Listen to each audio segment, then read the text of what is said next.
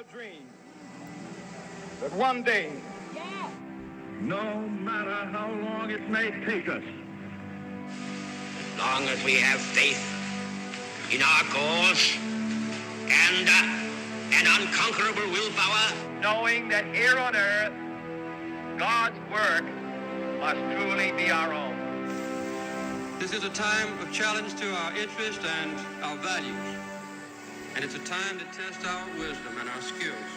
This will not be a campaign of half measures, and we will accept no outcome but victory. Because that goal will serve to organize and measure the best of our energies and skills.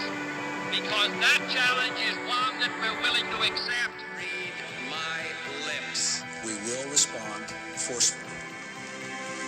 Heavy as they are, the cost of action must be weighed against the price of inaction. Hey guys, thanks for listening in today. Wait. I'm sorry. I think you mean everyone. Oh, so sorry. I need to be more inclusive. Thank you. Hello, everyone, and thanks for listening to the podcast today. I'm Kevin, And I'm Brian. and we hope you enjoy. Brian, Yeah. take a deep breath. We're almost there Yeah. to the election. Oh, boy. And we're live. We're live? We're live. All right. Yeah, episode 29. 29. Growing up, that was MTV, and I'm ready to listen to some music videos and be done with this election. I'm sure you are. It's 27 for me, MTV was. Oh, really? Yeah, different part of Illinois. That was Showtime. It was blocked on our TV.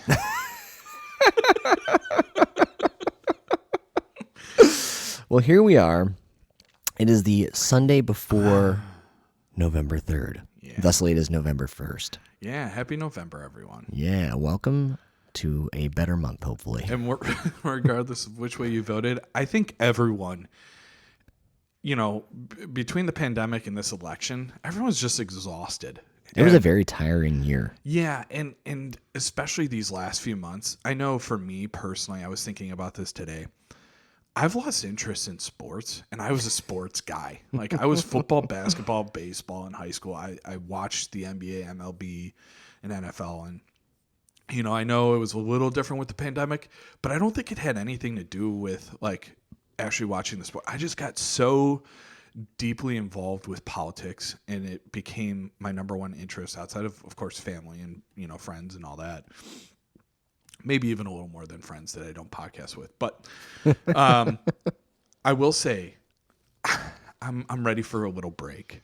I'm ready for after Tuesday when we do our live stream. I'm ready for the break. Yeah. Yeah. Which actually now is a good time to bring up. We will not be putting out. We were just talking about how we've really been proud of our consistency as far as episodes go, releasing one every Thursday morning, one every Monday morning. Well, we are taking a day of rest. Yeah, so Tuesday we'll do our live stream, which will essentially accommodate that Wednesday midweek episode. And then after that, we're going to take that Sunday off. Yes. But I think maybe we'll record an aftermath. We'll put an aftermath up on Patreon first, then we'll release it to Spotify right after. Yeah, and it doesn't mean like I'm still going to be constantly monitoring, Facebook and any community engagement. So Right. please feel free to still email us. Yeah. Message us on Facebook, shoot us text messages. I've been, getting a lot of messages from listeners and talking about the election and what I think. And we talked about last week where I had posted something on Facebook about just advocating people to vote. I've had almost a dozen people reach out to me and ask for either help or suggestions about early voting or day of voting, what to be prepared for, what do they need. A lot of people have changed addresses, so therefore they needed to, kind of be reminded of the new process or whatever the case is. And, coronavirus has impacted people a great deal in terms of what their plan is. So go out and vote. You got about 2 days left to either early vote or go day of. Make sure you have a plan. Make sure you know who you're voting for. And good luck. Yeah. That's what we're going to be talking about today, too. Yeah. The election. Final thoughts leading into that home stretch. I think, considering how exhausted we are, I wonder if they're just as exhausted as the the candidates and everything like that. Not just the president, but the Senate, House, all that kind of stuff. I think They've got to are. be tired. I think they are. And, you have a bunch of different people that are kind of, I would say like the quote unquote superstars of the party, like a Bernie Sanders or an AOC, like they're the progressive wing. So they're out like campaigning for Biden, trying to win those progressives back to the party.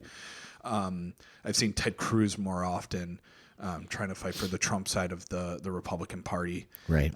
So you're seeing a lot of other people. It's not just the president and former Vice President Biden out there on the trail. It's so many people fighting for their own races, for the presidential race, for local races. Obama was in Florida. Yeah, Obama was all over the place. And boy, is it regardless of his policy, he's just so nice to listen to. Yeah, he's a great speaker. Incredible speaker. Yeah. Yeah, he's got tons of practice. Yeah. Including 8 years as president. Yeah. And, you know, and his wife, for me, is a very similar style speaker, where there's just a level of poise that... Yeah, I would say...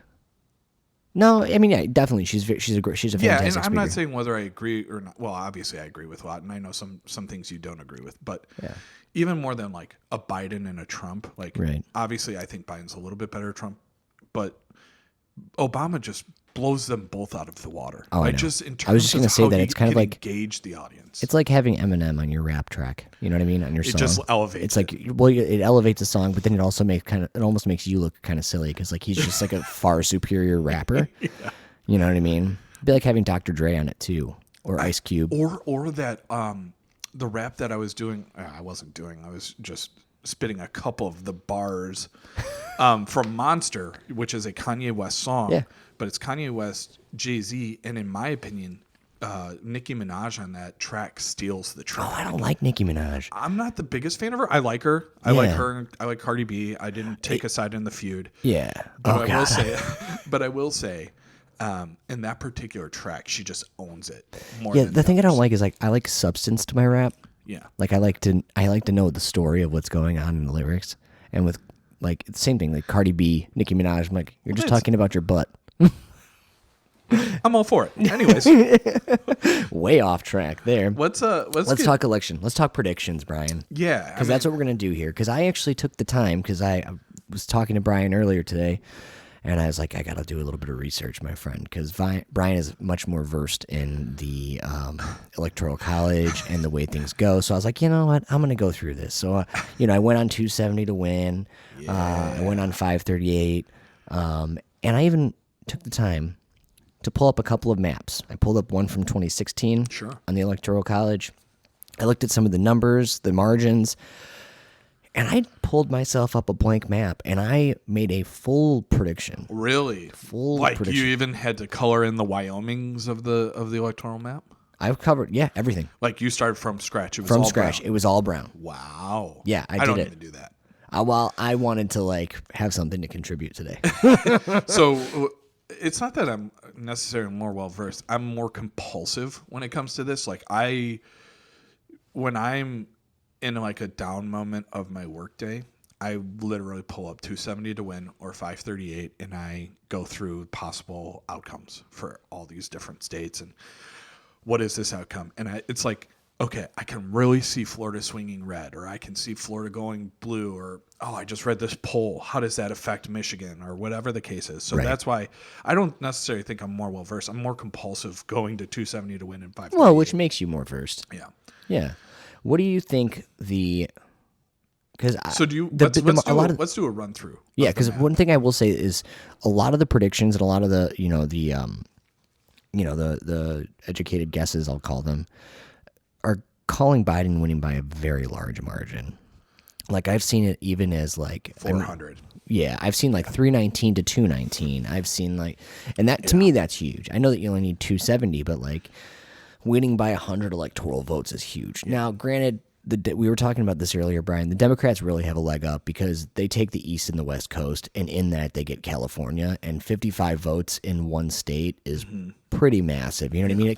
It gives you that cushion almost. Now, obviously, it doesn't always work out for the Democrats, but no, and to balance that, you have California and New York that always go right. Essentially always go blue. Illinois. But then you also have Texas, which is 38, which has always gone red. Right. Except all of a sudden now it's a toss up. Well, we talked about this before, and I think that's because you saw that large portion of people moving from the West down to Texas. Yes. And so I think that is part of the reason. And there was like a big push in Texas, actually, where it was like, okay, you can come into my state, but there's rules. Yeah. And there was this whole big campaign, like, if you come down here, you have to vote red. Yeah. And it was really, I saw, there was a couple of things I listened to about it. One of them was on Joe Rogan, though, and it's this guy, you know what I mean, he brings out like a lot of the former Green Beret or former Navy former SEALs. Military personnel. And it was this guy, you know what I mean, who lives in Texas, now owns a business in Texas, and he was just talking about it. He's like, yeah, if you come down here, you can't turn my state blue. It's like, wow. I don't think Texas is flipping this time around. I don't. Every part of me says absolutely not. It's Texas. It's not gonna go blue. I would almost be disappointed if it went blue. I would not be. I know you wouldn't be, because if Texas turns blue, everyone, you can turn off your TVs and just come listen to our podcast because Biden will have won. If it flips blue, there's just no way, in my mind. So I was talking with, and I'm scrolling through my phone right now. I was talking with one of our listeners, Jason, who is, you know, always listening. One of the first to download every episode, so thanks, Jason. And, you know, he was, you know, expressing like, oh, I don't know. All the polls are saying one thing, but, you know, with a lot of people that are supporting the Biden-Harris campaign, a lot of those people did support the Hillary campaign, not everyone. Right. So there's this level of, like, I guess you would say, quote unquote, shookness that, like, you got shook in 2016. Like, I was shook at my core. I was like, how did we land here? Because Hillary was, and we've said this before too, but Hillary was up in the polls big time. Almost similar to Biden, except when we break it down in terms of the battleground states and the actual, like, okay, Michigan is now outside the margin of error. Wisconsin is outside the margin of error. They weren't in 2016, and then they actually flipped, you know, within that margin of error to the other side. You know, they had a two-point lead in Michigan. Well, it ended up a 1-point lead for Trump by the end, right? So, but I was talking to him, and one of the things that is really coming into consideration is some of the manipulation or suppression that's happening from one side with Wisconsin, Minnesota, and Pennsylvania.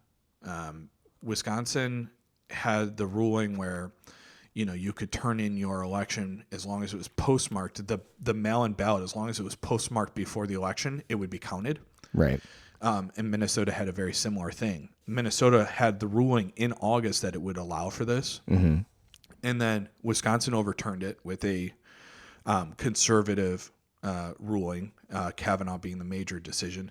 And then the Minnesota state courts actually overturned their ruling from August and now say, nope, ballot has to be in by election day, period. And it's like, people didn't know that until Friday. They might have just, okay, well, I got to get to the post office and mail this. And we've also documented, even on this podcast, the issues that are going on with the Postal Service. So, slight digression here.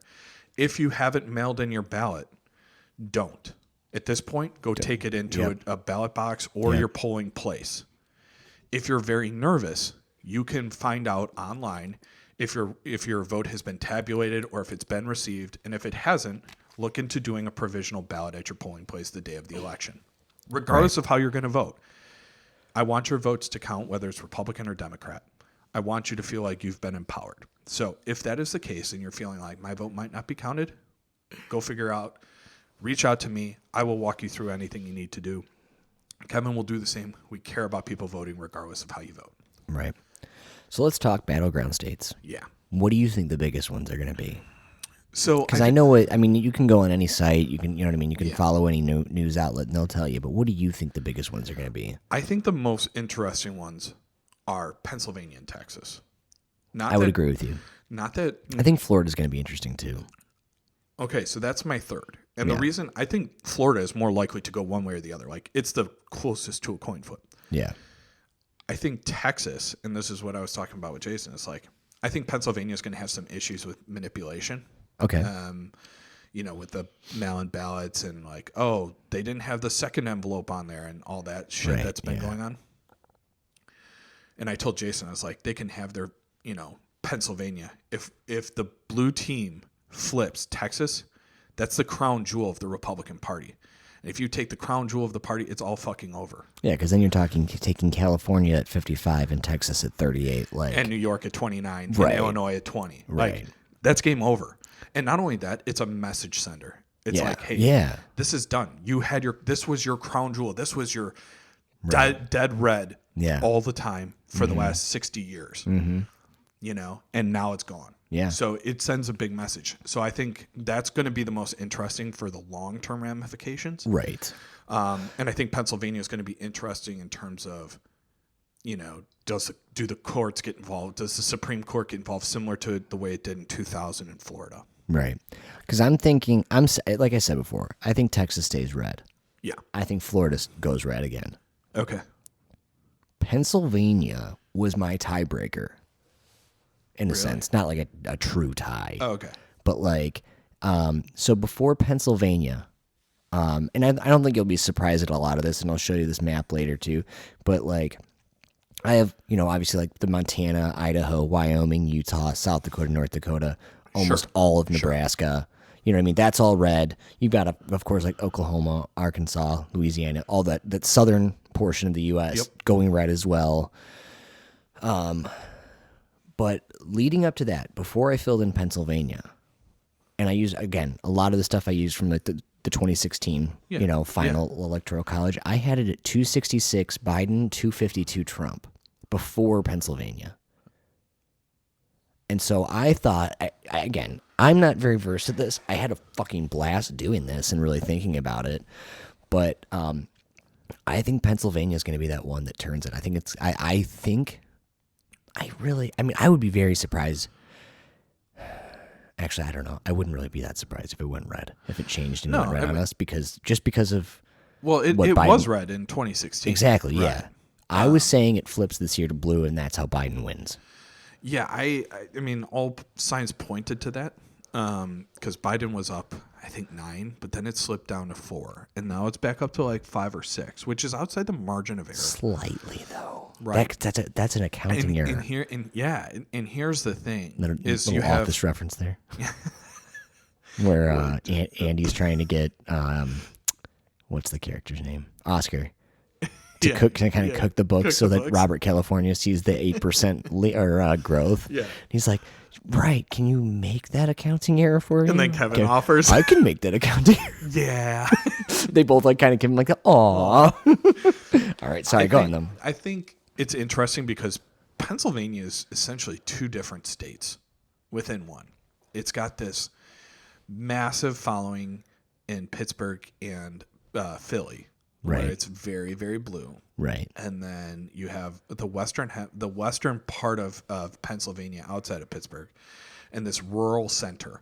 So the east side of Pennsylvania is very blue, and then, of course, Philadelphia. Right. And then you have this huge chunk of blue right around Pittsburgh and kind of the surrounding area. Mm-hmm. And then there's a lot of red. It's very akin to Illinois, but Illinois has just one big blue area, and then it's mostly red. Yeah. So that's why it's so interesting, the dynamic, because it's this perfect blend of 2 huge urban areas and huge rural areas. Right. Which is kind of like, it's similar to me to Wisconsin.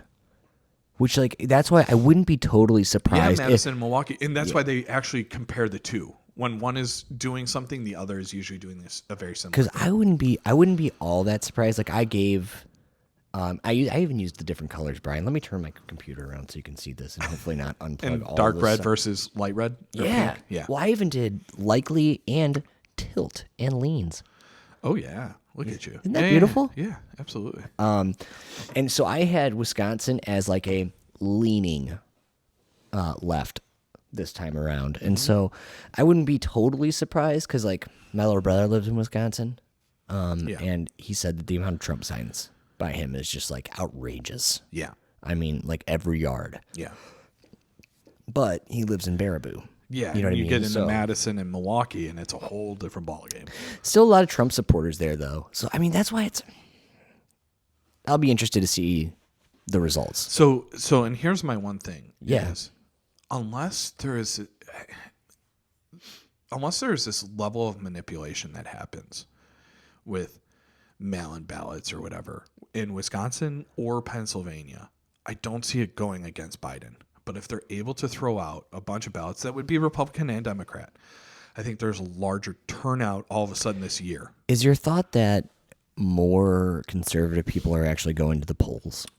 So, What are your thoughts on that? So, in general, yeah, I think it becomes anything more difficult is going to be, when we look at like conservatives, right? Generally speaking, the majority of conservatives are older white people, and they aren't going to necessarily go, oh, well, I got to do a couple extra steps for a mail-in ballot. They just have always done something a certain way, right? That's conservatism. I'm doing it the same way it's always been done. So I go on election day and I go vote. So I think in general, there's a good amount of same-day voting for a Republican Party. With that in mind, I think in general, there has been such a large turnout. I have a hard time believing that people, even though Trump does a great job of rallying his base, Yeah. he hasn't shown to really move that base or expand that base. So in terms of getting more people out to vote, I have a hard time believing that that's going to be in Trump's favor. Yeah. One thing I'm going to say, too, is that I feel like Biden kind of got lucky in two ways. And I'm not like downplaying I know what if he yeah. wins. Yeah. I'm just, well, I want to clarify to everyone else because I know that you can read my mind, but so what kind of gets me is he, so he has the bonus that like a lot of people want Trump out of office, Yes. even people on the right, a lot of Yes. people in the center, they don't like him. And so they're going to choose the lesser of two evils. Right. Okay. So he's got that going for him, which is nice. For him, yes. Caddyshack. Yeah. Nice. He's also got this overwhelming support from people in his party. People like Barack Obama, like Michelle Obama, with huge name recognition, Right. clearly, Right. that are going out and campaigning on his behalf. Which to me is kind of a cop-out, but I get it. Hey, use your assets. Yeah. Yeah. Work what you got. Well, and it's But, also, getting the progressives. Like, Right. we were talking about AOC and Bernie going out and campaigning Yeah. for someone who doesn't necessarily identify exactly with their political like where they fall Right. on the political Right. spectrum. Biden in general has a very high favorability Yeah. amongst not only Democrats, but Republicans don't like say, he's terrible. Like, I would never vote for him. It's like, Yeah. I might prefer Trump, but just it's not like I remember- hate Biden. Yeah. Whereas Just remember that- Clinton was very unfavorable. Yeah, nobody liked her. I can understand that. Yes, you voiced that. For sure. But I think that's why I originally gave Michigan and Wisconsin to Biden, is because he's actually being able to spend that time up there, whereas Hillary didn't really. No, she fucked up, Yeah, big time. and that was the moment she realized she fucked up. Poor thing. Not really. She's definitely not poor, but yeah, she made the mistake of. But I think that's going to be the biggest like factor that'll help him in this election is all that, like the outcry of help that he's gotten. Well, and then also you look at the fact that Iowa, Pennsylvania, he carried Pennsylvania, and he carried Iowa, he carried Wisconsin, Michigan, Florida, Texas, and he's having to go spend time there, spend money, run ads that he couldn't, he shouldn't have had to do. Iowa, and help me out with this, Kevin, with the rhetoric. And I'm not going to go too deep into the rhetoric. Yeah. But like when he goes to Iowa and he says, yeah, I didn't think I'd even have to be here. And if you don't vote for me, like I'm never coming back. How does that motivate people to actually doesn't. vote for him? No, it's stupid. But like that's what he's saying. Bad and call. for me, I didn't see that or hear that. yeah. but- So he was in Iowa and he's like, I didn't think I'd have to be here. Same thing with Pennsylvania. He's like, I didn't think I'd have to come to here, and I might never come back, and I might leave the country if you guys don't vote for me. Well, probably to a non-extradition country, but the idea that he's saying that for me would be very alienating. And then we saw what happened in Nebraska, and I think it was last night as well, where they had the buses to the rallies, Right. and then there were no buses back. So people are literally wandering. Yeah, there was a bunch of cases of hypothermia, and people are going to the hospital with either hypothermia or complications from having been out in the cold walking. So they would park a couple miles away. It was in Nebraska. It was going to this airfield where Air Force One would land. He would do a little quick rally and gone. And what had happened was they didn't have the parking at the airstrip. So they had this other area, remote location, them busing people. And it was like 40 buses of people. So it was a pretty good turnout. But the buses were gone. So people didn't have a way to get back to their car. And they were wandering out in the dark trying to find their cars. And people were getting hypothermia, calling 911 and all that. And it happened again last night. I can't remember where it was. They must not have had their Uber apps. Yeah. So I look at that and I'm like, down the final stretch, you don't want to be making those errors. And I disagree with all of his rhetoric in terms of, the Biden laptop that we found was debunked and all this shit. But to leave people out in the cold, literally. I don't think it was. Was it really debunked? Or was it just like. Yeah, no, it was debunked. How so? Hold on. Because I heard that it wasn't debunked. It was more so like it was just denied, and I think it just disappeared. No, even Tucker Carlson said like his information vanished in the mail. That doesn't necessarily mean that it's debunked. That just means that like maybe it was brushed under a rug. I'm not going to use the term debunked. Does it have any validity? I don't know. Yeah. I'm just playing a little. I know, a little bit devil's advocate. Not even just that. I'm trying to be level-headed because one thing I've noticed about you, Brian, over these many years that we have been friends, is that first of all, one, it's very easy to get you riled up. Sure.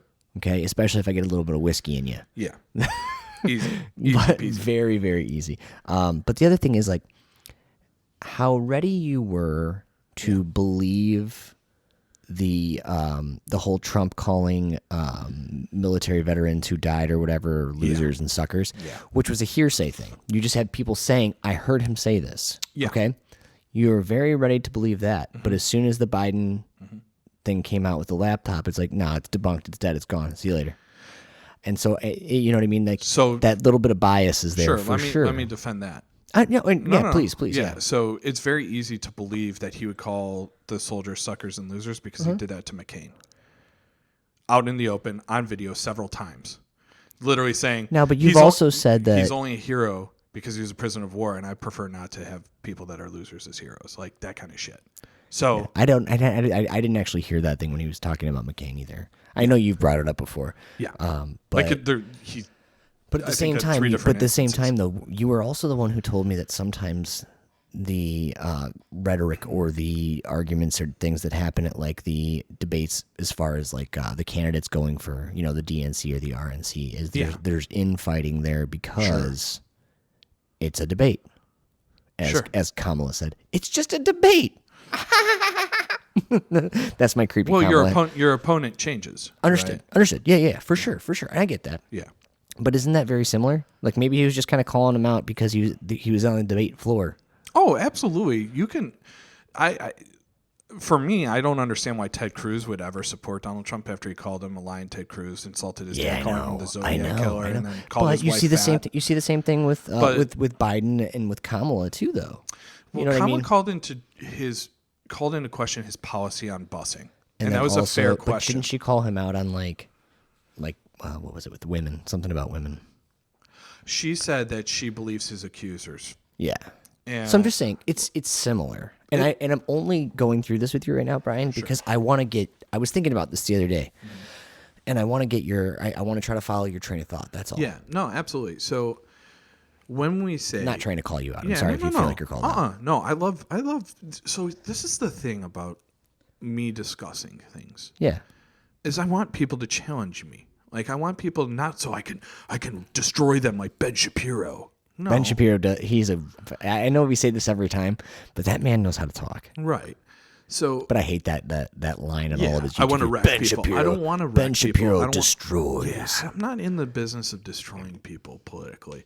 And that's twofold. Number one, I think it's disrespectful. Number two, it doesn't do me any good to destroy someone. because all it does is rile up the people that already agree with me and piss off the people that don't. Right.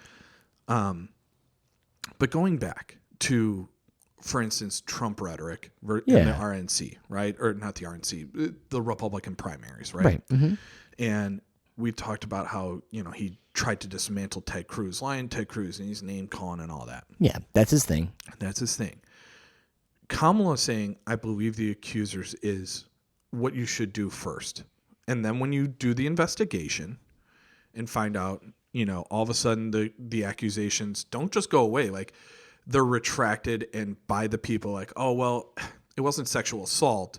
I felt uncomfortable. And it's different. Okay, well, Right. now, I believe that maybe Joe Biden made him uncomfortable, but you didn't instruct him like, hey, Yeah, people it make me wasn't feel sexual. uncomfortable, yeah. He's a close talker like Michael Scott. Like, Yeah. we get it. Yeah. So when Kamala brought that up, I think it was fair to bring that up and like say, hey, I believe his accusers. When it comes to his busing policy, that's a fair thing. The 94 crime bill is Yeah. a fair thing to bring up. Yeah. It's a mess up. And when he did it in the debate, he like owned it. He's like, yep, we messed that up. It Yeah. wasn't the intention. I look at Those are some of the things- questions I would have liked to seen in the debate too. Things like that on his policy in the past. I don't think they brought that up enough. But please continue your point because I want to get the. So when I look at Trump and his rhetoric and stuff like that, like I can first off, The Atlantic is a very good source. Right. It's been critical of Democrats too. So I look Not at it. saying that, yeah. So I look at that. I look at the source. The Yeah. Atlantic is very trustworthy to me. The NY Post is not. It's owned by Rupert Murdoch, who is a very close friend of Donald Trump. They've been having issues with their verification. Even Fox News called into question, when Giuliani was just on a recent interview, and she was like, isn't this like, aren't you acting like Christopher Steele here? You're not verifying anything. I just have a soft spot for the New York Post because Alexander Hamilton started it. Unfortunately. I'm just kidding. Unfortunately, just like the Cubs and the Ricketts family. Like, I love the Yeah. Cubs, Hate but the I don't like Ricketts the family. Ricketts Yeah. family. And I look at these things and, okay, the NY Post isn't what it used to be. For sure. So For sure. And I think, but that's an issue I have with media in general nowadays is everyone will find whatever story. Because you know what I mean? Because I'm not saying that I totally believe the laptop stories, but I'm not saying it's not outside of the realm of possibility. So here's the thing. You know what I mean? The guy that found it was legally blind, didn't identify Hunter Biden having turned it in. It was a friend with a Biden sticker on it. Mm-hmm.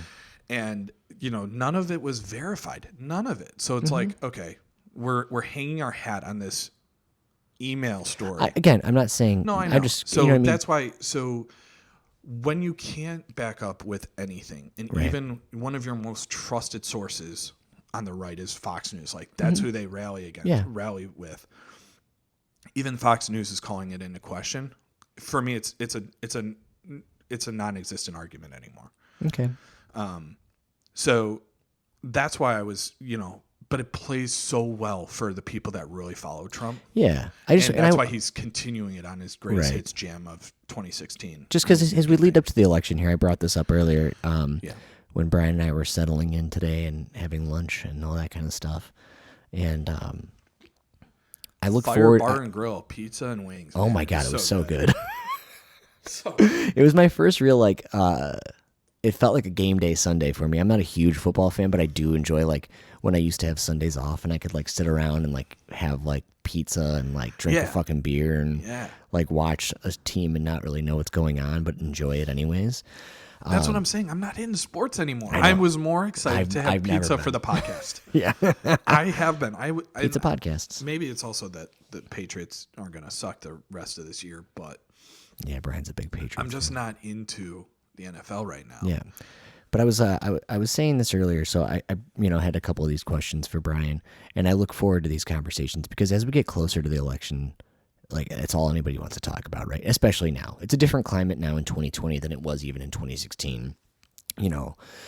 I feel like especially in this election, nobody has wanted to talk politics more. Even everyone's coming out of the fucking woodwork, you know what I mean? And so we had the family over last night, like I was saying, and it's they were all talking about it, and it's just I didn't really want to get into it, but something that I've really noticed in almost all of the political conversations that I've had recently is it's back to that thing of why are you questioning Joe Biden right now? And I get it. I do. It's just, it's strange for me because I feel like I have somewhat of an even keel, not to like toot my own horn because like I have a lot of flaws when it comes to politics, but I have a pretty even keel as far as like, no matter what's going on, I'm still trying to hold everyone to the exact same standard. Fair. At the same time, I completely appreciate everyone who's just like, fuck it, we need Biden to win because we need Trump out. Yeah, Biden's got a bunch of flaws, but he's better than Trump. And I'm definitely not disagreeing with that at all. It's hard for me conversationally to speak fully and speak my mind completely because I don't really want to deal with that retaliation of like, well, how can you say anything bad about Biden? How can you know what I mean? We need him. And I get it. But that's why I've been looking forward to this conversation this week is because I knew I could say things without you going all crazy. I mean, I appreciate that. Absolutely. Not necessarily crazy, because I don't want to call out anybody who's listening who I've had a conversation with recently.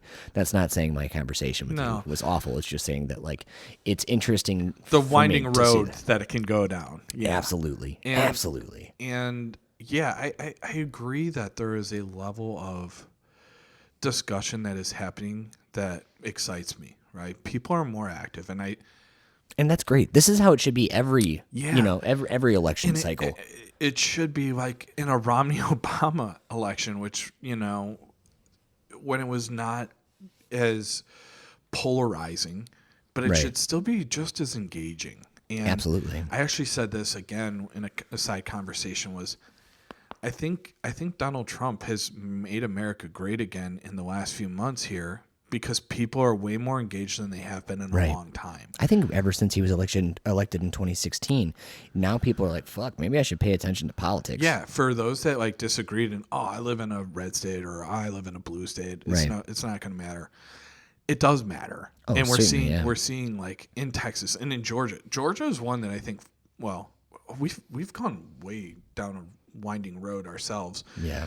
We'll have to get back to the battleground states. I think Georgia is going to be a really interesting one. Not only I think it goes red. I've seen a lot of people say that it's going to go blue, though. I think it might, and I think even the Senate race might flip in the last few weeks here because that Purdue-Ossoff debate, debate was really interesting, and I mean, Ossoff won the debate, and Purdue canceled the next debate because he just was like, I'm not going up and exposing myself again.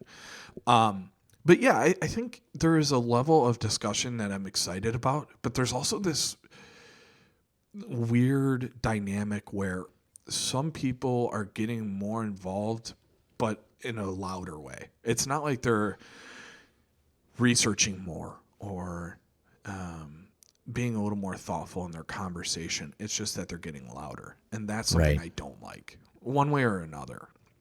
Yeah. It still needs to be a conversation, and I always try and bring it back to like us developing a community, us developing a model of discussion, even in disagreement. Yeah.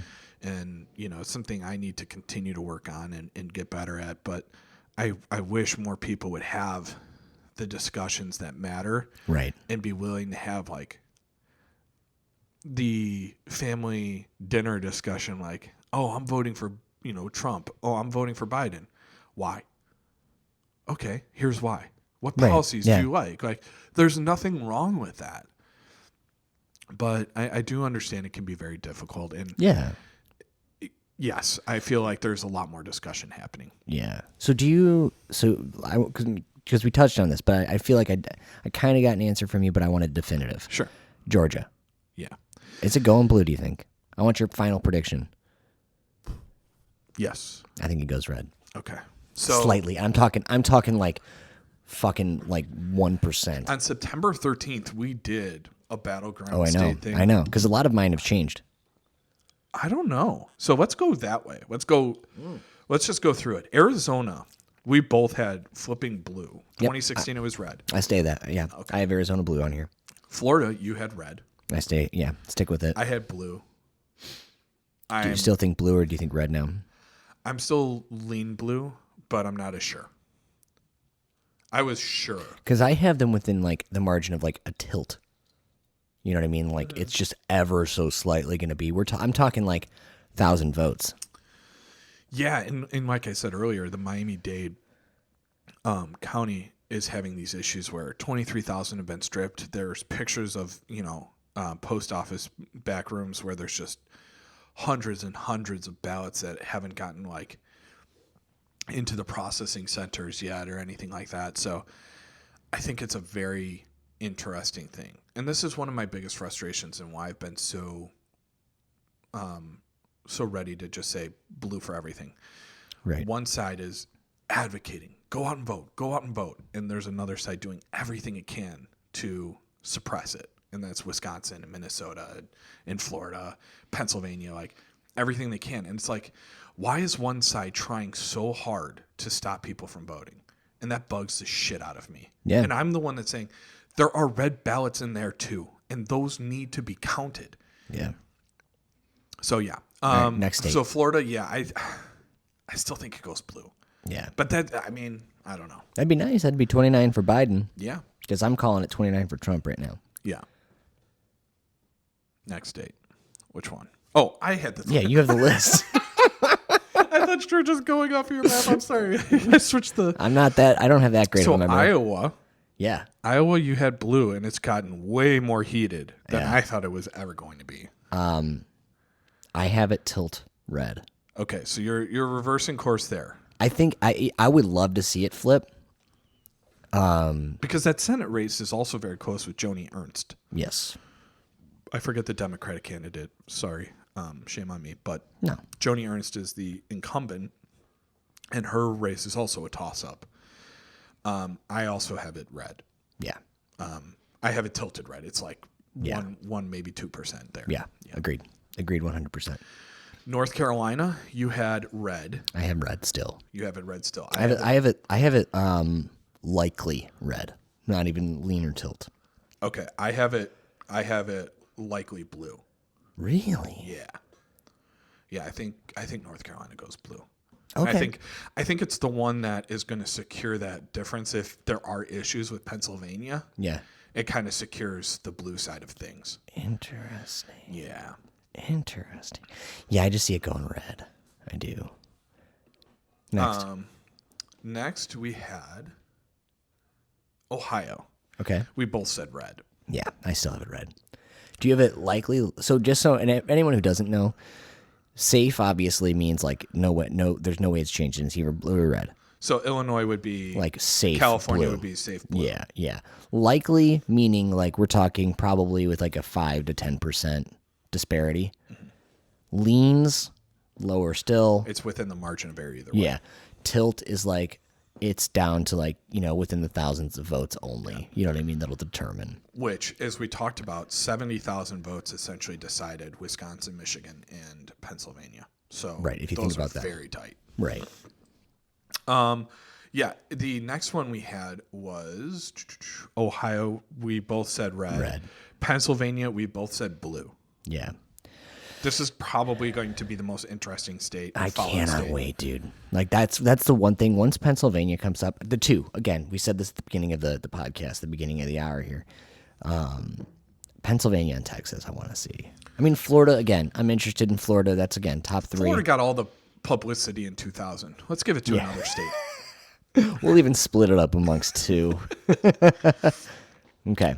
And then finally Wisconsin, which at the time was a major battleground. That and Michigan were major battleground states about a month and a half ago.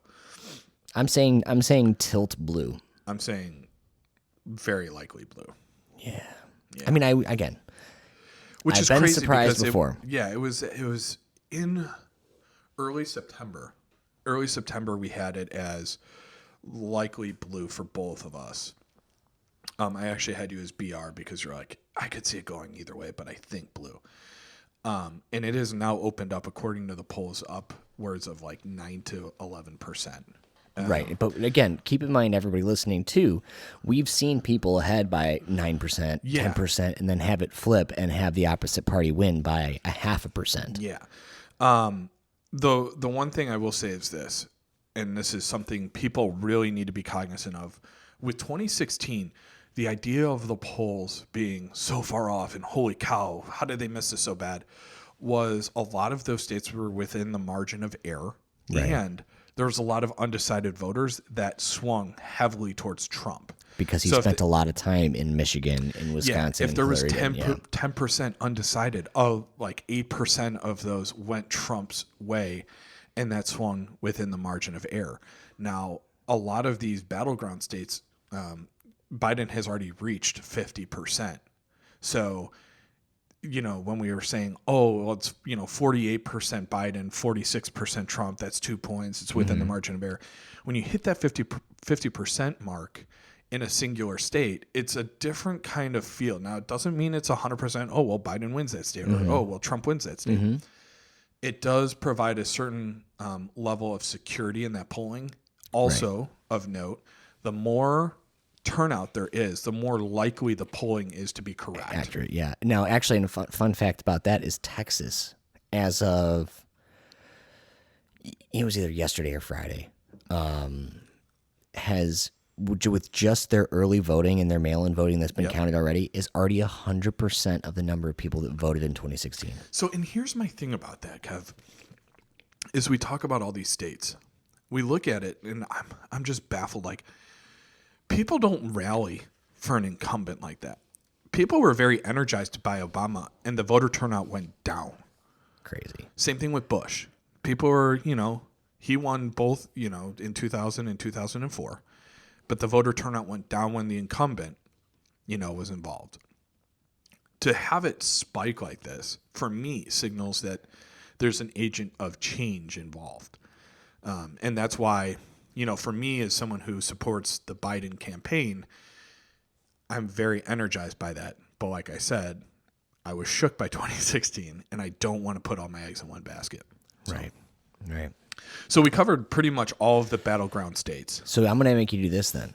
Yes. How close do you think it's going to be? So like I said, before Pennsylvania's in, if I go with what I thought and say Pennsylvania leans blue, I have Biden 286, Trump 252. Do you think it'll be that close? Closer? Not as close?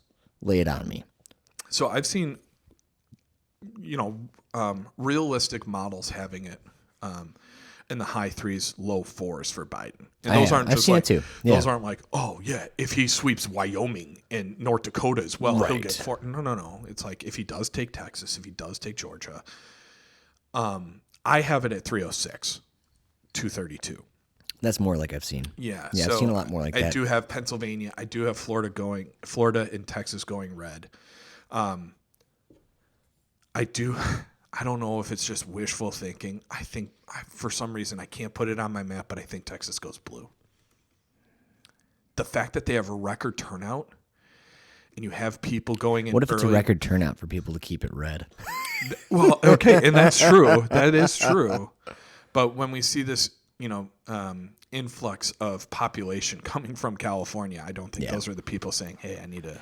Yeah, but was there enough people that moved there from California to swing an entire state? I also want to touch on the fact that where are the largest increases, and you're seeing it in the El Paso. You're seeing it, which is very close to New Mexico, which is a blue state. You're seeing it in the McAllen and in Brownsville, which is the tip of Texas touching Mexico. You're seeing it in an influx of people in the Houston area. Those are generally thought to be a little bit more blue, and that's where there's this surge. But you're also seeing it in some of the rural areas as well. So the idea for me is like there's a lot of effort being put on, like the governor is like, to have one polling place in Houston is the grossest thing I've ever heard. That's like having, one polling place in all of like Downers Grove, Naperville, and, a bunch of other suburbs. Like, hey, all of the west suburbs, you have one polling place, and that's like a few million people. Right. So to have like one polling place, that's why I think there was a huge early voter turnout, is people in Houston saw that happening. Right. So I think a lot of the early turnout is Democratic. A lot of the day of will be Republican. Very interesting. Yeah. Anything else to add, Brian? Other than make sure you guys vote. Other than make sure you guys vote. Regardless of the outcome, and this is something that resonated with me in the Biden campaign, is there has to be a healing that happens. I don't know if democracy as we love it survives if we don't start coming together. If Biden wins, he has said, I will be the president for all American people. And I hope that resonates with people that don't vote for him and they feel like, hey, they're going to vote what's best for me anyways. If Trump wins, we have to figure out a way to begin the healing process regardless of his rhetoric. Right. Yeah. So I think the biggest thing, too, is to stay positive with either result. yeah, You know what I mean? Whether you're a Republican who really wanted Trump to win or anybody else who really wanted Trump to lose, you know, just because you didn't get your candidate doesn't mean that the world is ending. It just means that we have it's work time to do. yeah, exactly. It's We have time to work really to do. focus up. And we have work to do regardless. And I was talking with Kevin about the direction of this country, of this podcast. If Trump wins, we have lots of material that we can go on. Yeah, it'll be great for the podcast. Yeah, for But if Biden wins, then it's time to hold him accountable. exactly. And I want to see this change, especially because if you look at the Senate and the House right now, those races, it's likely that the Democrats may take both yeah. or keep one, take the other. Yeah, keep one, take the other. And the likelihood of a trifecta is upwards of 70-something%. So with that in mind, there is no reason He shouldn't be able to get everything he wants to get exactly done. Like you want to talk about the climate plan, you want to talk about taxation changes, you want to talk about, helping black communities more, or minority communities, you want to protect, LGBT rights, then go fucking do it. And that's what this podcast will be about is, are they doing it? And we'll celebrate those wins. If they're not, we'll call them out on it. I will do the same with Trump, and I think I'll have more to call out, but here nor Yes. there. The idea here is we're still going to model this podcast the same way as conversations where there is going to be disagreement, there's going to be agreement, but we always want to have the conversation, and you should too. So then let's talk about really quickly, Yeah. as Brian and I have brought up several times now, we will be doing a live podcast on Tuesday. Yes. So Tuesday, we will be going live at 8 p.m. On our YouTube channel. on our YouTube channel. So in We'll put a link up on our Facebook. and We'll in put the a link Spotify, and Yeah, in the everything. Apple. Yeah. Everything. It'll We will all have go. it everywhere. We'll make sure that everybody knows all about it. We'll make sure that everyone's prepared. We'll be texting you, calling you, Facebooking you. We'll be just like those car warranty companies. Oh my God, I hate those. So just remember to look out for that, you guys. As always, we appreciate your time. We appreciate you guys taking, Come Yeah. hang out with Yeah. us in the Taking the live time to chat. listen to us. On Yeah. YouTube, you'll be able to live chat us, and we'll Yeah. chat back. We'll give Brian the will shout chat outs. back. We'll give the shout outs. It'll be a great opportunity. Disclaimer, we might not know the winner of the election that night. Yeah. As they've already said, Pennsylvania, Michigan, and Florida might not be decided the night of the election. But we'll give as much coverage as we can, and basically you can have a drink with us and kind of go through it. Yeah. Thank you guys again so much for listening, and we will see you guys on Tuesday. See you Tuesday. Well, guys, we're here. We've made it to the end. Wait, Kevin. We got to thank our sponsors.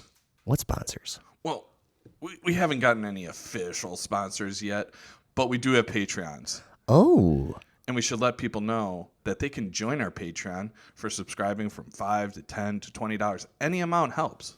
yeah. Thanks to all of our Patreon subscribers. If you guys don't want to do a monthly subscription, you can also support us by buying some of our awesome clothing at madlibspodcast.threadless.com. And that's a win-win-win. Win. Also, if you guys wouldn't mind, we would love for you to follow us on our Facebook page and our Instagram. Thank you. Thank you.